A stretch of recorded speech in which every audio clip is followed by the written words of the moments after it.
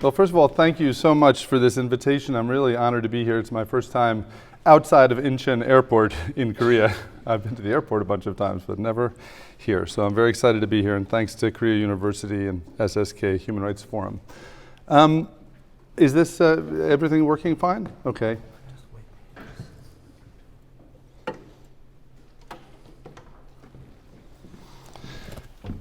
And I think there are going to be some slides coming up. But let me start by saying the word timely was mentioned about this conference. And I absolutely agree that it's very, very timely. And the reason is because evidence-based research has really, really never been anywhere near as important as it is now. And hopefully by the time we get to the end of this, you'll understand why I think that's the case. I really do think that we're in a place where social science research and different kinds of research are much more important, just really have a different place in the entire human rights movement than they did 20 years ago.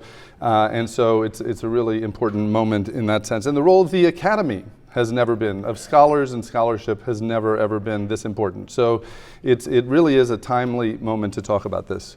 Do we have slides? Also, this is definitely working, right? Okay, it's funny, I don't hear it myself. While the slides are coming up, a couple of things about my perspective. So the perspective that I'm coming from is really the perspective most informed by my experience at the Ford Foundation. And I have two stints at the Ford Foundation. I worked at the Ford Foundation in the 1990s in the Santiago office, and then again more recently where I ran the Global Human Rights Program.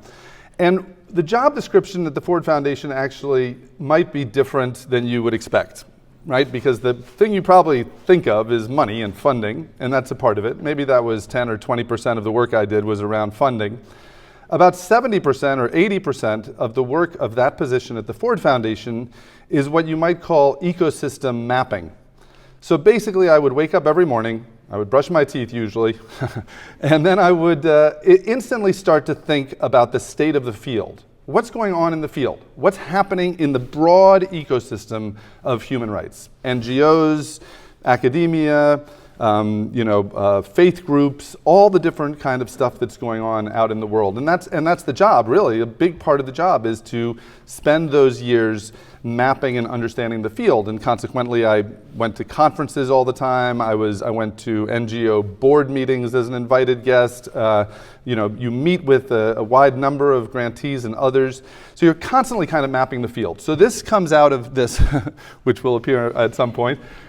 This comes out of that experience. The other thing I would say is that I also bring really an NGO perspective. I do, as was mentioned, have a toe in the academic world, but it's as an adjunct. That's forward and backwards, okay. It's as an adjunct, really. I sort of parachute in and teach my classes, and I do have a connection with the university, but I'm not immersed in a research environment myself. I'm really more of an NGO person, and consequently, this will be from that perspective. Okay, so let's get started. And in fact, I'm going to rush a little bit because I have a little bit less time than I thought. So I want to start in 1973. Why 1973? Because 1973 was the year of the Chilean coup, the coup in Chile, the military coup. And I'm particularly interested also in the international human rights movement. Now, what is that? The international human rights movement is the broad, global, comparative solidarity movements that have emerged over the last few decades. So 1973 was the military coup. And what kind of evidence did we need then? What we needed really was facts. We needed to know what was going on. We needed to understand and get into and see through the lies. Now, this is important, and unfortunately, we're reminiscent in some ways now of that moment, because the dictatorships in Chile, Argentina, Uruguay in particular, apartheid in South Africa, these were the real places where the international human rights movement started as an international solidarity movement, and it obviously has antecedents long before that, anti-slave society, et cetera. But I started in 1973 with the Chilean coup. Those regimes were characterized by lies. by really, completely lying to the face of mothers, relatives of the disappeared, et cetera. So we needed to break through those lies. We needed facts. We needed to know what was going on. We needed legal level evidence, et cetera. So that was kind of, and the reason I raise this right now is that there was a path dependency that started in 1973 or thereabouts that characterized the human rights movement's need to find the facts, publicize those facts, create some kind of awareness, and then create pressure to change. That was the theory of change. And I just really want to emphasize it because that's not what the theory of change of the human rights movement is today. So I think this historical perspective is really important. And let me just repeat that theory of change. Document, publicize, raise awareness. That is not an obvious causal connection, right? It's not obvious that if you publicize, you will raise awareness. And it's even less of an obvious causal connection that raising awareness will lead to pressure, which will lead to change. All of those things are open to contestation, but were much more effective then than now, right? It was a lot more effective for the US government or other governments to use international pressure based on the awareness raising that had happened in their societies. Another thing that was happening in parallel, and this was happening at the level of a seed or germination, was the slow emergence of national level NGOs. And this is going to be important later. National NGOs, I'm talking about like the Centro de Estudios Legales Sociales, CELS in Argentina, Legal Resources Center in South Africa. These kinds of groups were small, tweed coat wearing lawyers. They didn't have a lot of money. They were scrappy. They weren't professional fundraisers. They didn't have professional fundraising departments. A lot of them were volunteers.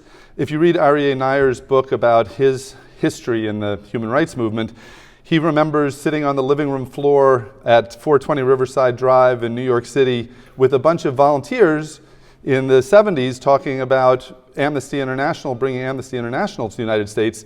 None of them were professional human rights people. That didn't even exist. There was no such thing, right? They were volunteers who were, wanting to do this. So these national level NGOs begin to emerge, and that's an important part of this story. So 1990, this is obviously the fall of the Berlin Wall. This is in 1992 with Vienna. This is a very important moment, also alluded to earlier, the breakdown of that sort of crazy artificial wall between civil and political and economic and social rights that begins to emerge, especially with Vienna. I think there are sometimes important NGOs that I call field building organizations. And at this time, 1992, 93, emerged the Center for Economic and Social Rights, founded by a friend of some of ours, Chris Jochnick and Roger Norman and others. And basically they were Harvard Law School students who identified this new area of human rights advocacy and began to build this field building organization. And the thing about this period is that we really begin to broaden out what we're talking about when we talk about human rights advocacy at the international level. And this has profound implications. So the main thing is this broadening includes a lot more rights claims. Absolutely appropriate, exactly the right thing, but it does create its own dynamics. Women's rights, we often forget, were contested as part of human rights. This is insane.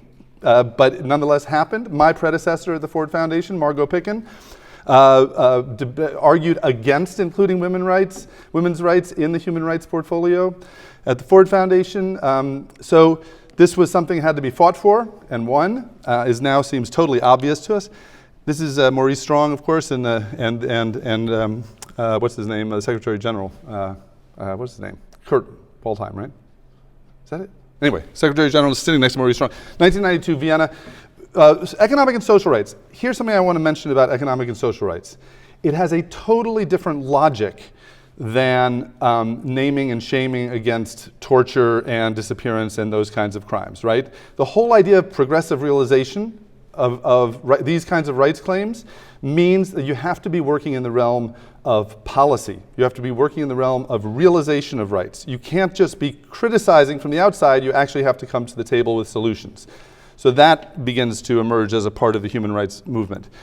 This is the Truth and Reconciliation Commission in South Africa. That also broadens out. What are we talking about? Not just ongoing human rights, but past human rights abuse, mass atrocity, genocide, 1993, the International Criminal Tribunals, broadening out those same claims. Part of my personal theory of change is that organizations change the world. Individuals don't really. We celebrate individuals, and we should, Martin Luther King or whoever, but really it's organizations that make change, and ACT UP is one of the most important in our lifetimes. ACT UP is LGBT organization that started in the 70s and 80s and really came up in the 90s and is vitally important to including LGBT agenda in the human rights world. In the last period, I mentioned the slow emergence of national human rights organizations on the national level. On the international level, we're getting, and I say this, I'm aware that it's a negative way to say it, but we're getting the fattening of international NGOs. They're becoming big. They're becoming big, they're becoming powerful. This is going to later on create all sorts of pathologies and resentments. At the moment, at this time, you think of Human Rights Watch, around 1985 was founded by Arya Nair actually and some others. Human Rights Watch has an elite model. This is what Human Rights Watch is. They are an elite organization. They raise money from the elite, they lobby the elite, they go to cocktail parties with the elite, they try and change the elite's viewpoints, they meet with the editors and publishers of newspapers, they meet with government officials. That's their model. Totally different than Amnesty International, which is trying to really change awareness with large groups of social movement types, and FIDH in Paris is similar. But these big NGOs is part of what's emerging by the end of this period, 2000, 2001, which brings us to this moment. And I don't know if people remember, I remember this because I was part of a group that started the International Center for Transitional Justice. And Mikao Matua, David Kennedy, these people were at Harvard Law School. They were writing articles. David Kennedy wrote this piece called The International Human Rights Movement, Part of the Problem, ? Mikao Matua wrote a much more polemical argument, but also really important and excellent, in which he basically said, do we actually need these international organizations? These international organizations are causing all sorts of problems. They have tons of money, they're super expensive, they're basically white people from the north who have a travel budget so that they can parachute down to the global south. They can try and fix things and then fly back to the global north. That's expensive. They have expensive salaries. Look at all these national NGOs. Shouldn't that money go back to them? Shouldn't they be defining the agenda? So this is an existential moment, I think, the beginning of one. And I was going to conferences and things in 2001 and hearing this, about to start a new international organization, and people saying, hey, look at these critiques, and they were right. A very important part of this moment by now, we really do have the consolidation of an international system. We're very lucky. You're part of this international system. We all have engaged with it. We're very lucky to have that. We have a very robust international system in the human rights world. Probably the envy of all other social movements in that regard. It has its own problems and challenges, which we'll come back to. But by the time we get into this period, we really do see a consolidation of that international system. We have treaty monitoring bodies, we have the Human Rights Commission Council, we have NHRIs, National Human Rights Institutions, et cetera. And we have this not unrelated high professionalization going on. So now I teach, by the way, in a human rights graduate program. That means people get a master's degree in human rights. This is a professional, people who go through these programs come out as professionals in human rights. Again, it wasn't like that before. That creates this whole cadre of people who are expecting and looking for work, who really are professionals, who really understand all this stuff. That has its great advantages, same as with the international system, and those people know how to engage with the international system. However, it also means it's becoming this kind of closed universe in which we're all going to the same conferences, we're all speaking the same lexicon. In fact, you have to learn the lexicon in order to be part of it, to be accepted, to be part of this. This is what sometimes is called the paradox of best practices, or the paradoxes of maturation. This is a mature movement. This is turning into a mature movement. Mature movements have professionalized people running them, but that excludes people. and makes people feel they can't necessarily be a part of that. This is a famous, people know this, is Catherine Sickink and Mimi Keck's boomerang effect. This whole thing, and I'm afraid to step away from the microphone, but let me just quickly anyway. Hopefully you can still hear me there. So this is all based on a basic premise. And the premise is that there's a blockage here between national level NGOs articulating their vision to a national state, right? And that's still true. It's still true in Sudan. It's still true in North Korea. There are places where that blockage still exists.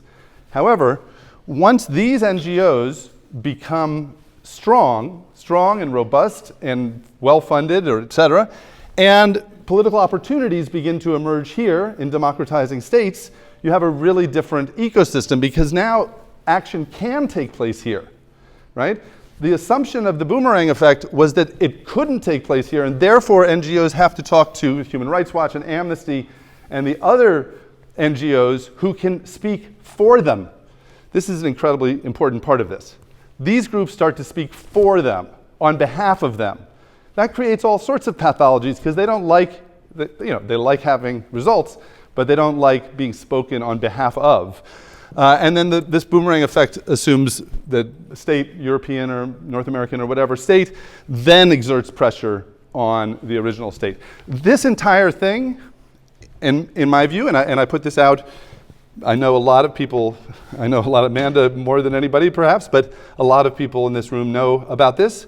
I would say that this does not make sense in 70% of the cases we're dealing with now. And the main reason is because of strong national NGOs.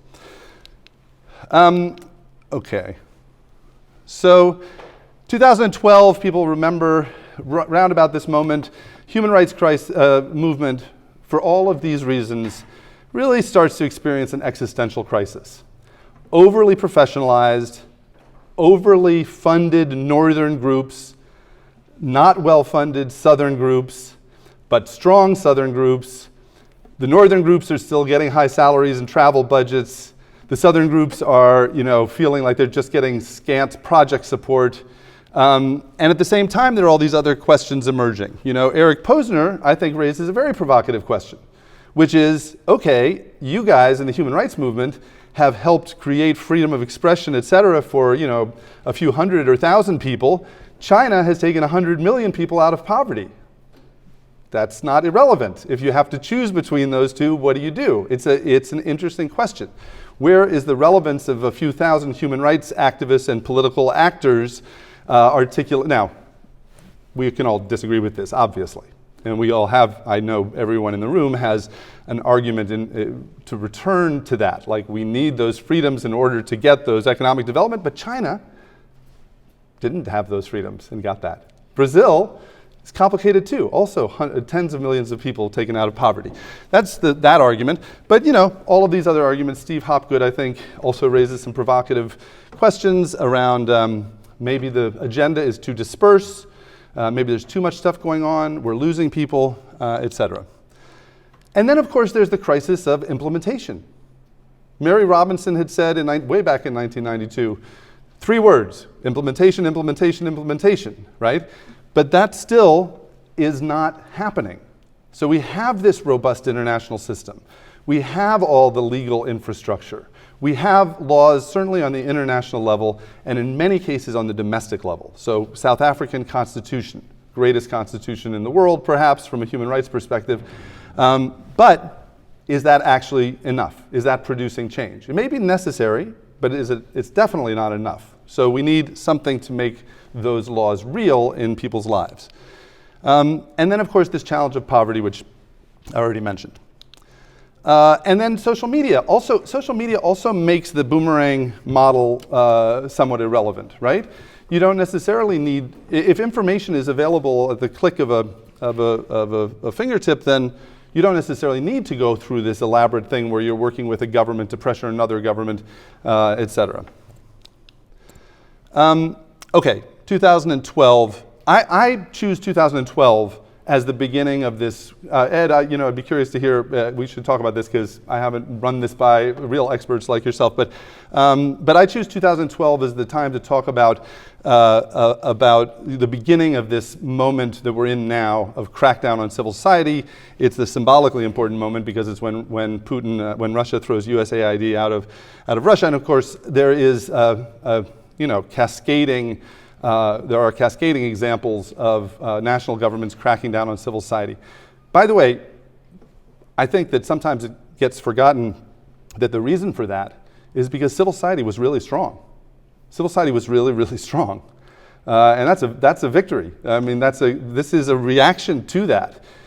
One of the reasons for that is because funding, starting in the 70s, 80s, funding started going to civil society instead of to states. So, a lot of Ford Foundation, for example, in the 60s and 70s gave all its money to ministries, Ministry of Education, Ministry of Agriculture. 70s and 80s, they started putting all that money into civil society, strengthening civil society. Many of us remember that era when civil society was super sexy. It was hot. It was what everyone was doing. Civil society, that's where it's at. This is after 1990. So civil society grew and got very robust, very strong. So a lot of this crackdown is a reaction to that. I'm not saying it's justified. I think we're awful, but okay. So where does this take us in terms of the future? And I think I'm doing okay on time, right? I still have 7 or 8 minutes. Oh, 5 minutes, okay. Okay. So where are we heading? What's going on with this movement? Well, first, back to some of these questions about poverty and who are the beneficiaries of human rights practice. I think that people in this room know that entire societies are beneficiaries of human rights practice, but that doesn't mean that it feels that way if you're living in a favela in Brazil or a shanty town in, someplace else, in Nairobi or whatever. It doesn't necessarily feel that human rights policies are as relevant to you as some of the other competing possible paradigms, such as the developmentalist state and other strong states and perhaps insular states, the Rwanda model, China, et cetera, that are building up education systems and infrastructure and other kinds of things, often at the expense of human rights. So the movement needs to be better at articulating its relevance to broader numbers of people. I'm not saying everybody.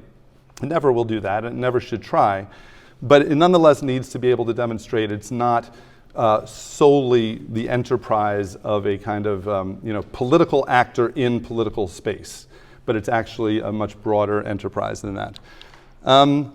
This I added last night because it's not in the book, but I just added this because this is what I do now, and of course I actually go out of my way not to mix things, but I just realized that this is actually very important to include. My current work is gathering narrative and stories and testimonials from people. And I really think that's a big part of this too, is this speaking on behalf of problem. I mean, there's some wonderful writing on this, just this whole challenge of what it means to speak on behalf of someone else, especially when they have a voice themselves. So I have come to dislike the term giving voice to the voiceless, because the voiceless actually have a voice. It's just that nobody's listening. So the real question isn't so much the voice, it's getting the voice to the right places, being heard, being listened to. And this is one of the great complaints that many people in marginalized communities have. So we have a big project right now with the Colombian Truth and Reconciliation Commission in Colombia. And we're working with the indigenous rights branch and the ethnic communities branch. And they came to us with a problem. The problem was, a number of these people are rejecting the commission because they're sick and tired of people in the capital city speaking on behalf of them. They want to be heard in their own voice, articulating their own concerns in their own way. The disabilities rights movement made this very clear 10 years ago, 15 years ago, when they said, nothing about us without us. We want to be in the room. We want to be at the table. We don't want you speaking on our behalf. So this is another thing I think the human rights movement, which has the tendency now, because of high professionalization, to do a lot of speaking on behalf of, that we have a stronger obligation than ever to return to voice, narrative, story, testimonial of people directly, and not to interpret it, over-interpret. It's always interpreted, but not to over-interpret it. This came clear to me. I was at a Human Rights Watch retreat, staff retreat, that I was invited to attend. And I was talking to one of the researchers who'd been working at Human Rights Watch for 10 or 15 years. And she said, I go and I collect people's story, information, data, whatever, and then I turn it into a story. It's my story. I'm the storyteller. I'm the person writing it. I'm a professional. I know how to do this. She was unembarrassed about this, but for me it was deeply troubling, because she's going out of her way to explain that she, as the professional storyteller, is having this extractive relationship with voice and story. So this is a kind of place to think about in terms of where we need to, it's kind of where we get our legitimacy, our accountability, our direct relationship with people who are experiencing these. I hope you're all on Open Global Rights. It's really a great forum for discussions about what's going on in the human rights community. I really recommend it. One of the things that's been appearing a lot on Open Global Rights recently is this idea that the human rights movement needs to be better at communicating a positive vision for the future and a positive vision for change. And if you think about it, that's right. A lot of what we've been doing is a very negative relationship, right? We say no violence, stop torture, end this, end that, right? And that's important. But maybe we're at a moment in which we really need to be saying, so that we can build these kinds of societies, so that we can look forward, so that people will have, better lives, and begin to articulate those aspects of our work. This is I'm going to spend at least a minute on this slide, because this is, I think, in some ways the most important slide. So this is De Justicia in Colombia. I don't know if people know the organization, but they've pioneered, and this is Cesar Rodriguez, they've pioneered a notion of action research, which is a merger between professional academics and scholars and activists. And they want people to be both, right? So they've created these workshops, and basically their approach is we need to come to the table with solutions. So if we're talking about a mining company coming into a country and displacing indigenous people, yes, we should say, mining companies coming into this country displacing indigenous people, and here's the evidence, and that's wrong. But we shouldn't stop there. We should then say, and here are some policies that we're proposing, and here's some model legislation, and we've looked at model legislation in 3 other countries, and here is what it should look like, and here are ways we can do better consultation.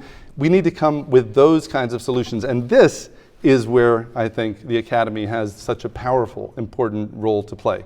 This, combined with the previous one about hope and the future, is that how can we begin to really come to the table with solutions for moving forward and for actual policy that will be effective and will help to solve these problems. And the truth is, maybe people will disagree with me, but I don't really think we've done anywhere near enough of that as a kind of NGO community, as an international NGO community. Our recommendations are simplistic. Our recommendations are, when I say our, I'm talking about some of the big NGOs that I've looked at and gotten to know pretty well. I'm not saying everybody, but you'll see an amazing report from Human Rights Watch, for example. Absolutely stunning report about the violation. And last 2 pages it'll say recommendations. And the recommendations will be, the state of Rwanda needs to stop torturing people. That's a pretty simplistic recommendation. Yes, of course that's true. But I would like to see 30 pages about the problem and 60 pages about the solution. And that's what we're not seeing as much of. And I think we need a lot more of that in this community. And by the way, I think De Justicia is a great model for this, and I recommend people checking in with them. The transnational advocacy network model obviously needs to be totally different. That is not the right model for the current moment, except in a few cases. And even there, it doesn't really work so well. It doesn't work for us to lobby the Trump administration to lobby the North Koreans. I'm surprised people didn't start laughing.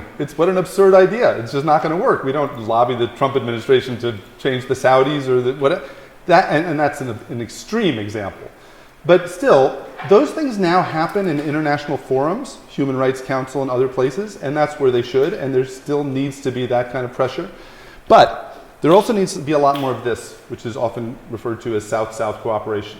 There needs to be more of the kind of getting together of people from different geographies or internally within a region to exchange solutions-oriented kinds of conversations and ideas.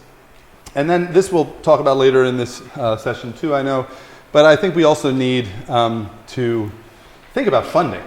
So this is actually almost my last slide. So the funding universe is pretty dire for human rights.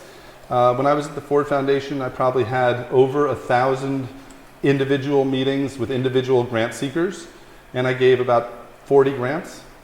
And of those 40 grants, 30 of them were people who didn't come, who weren't those 1,000 people.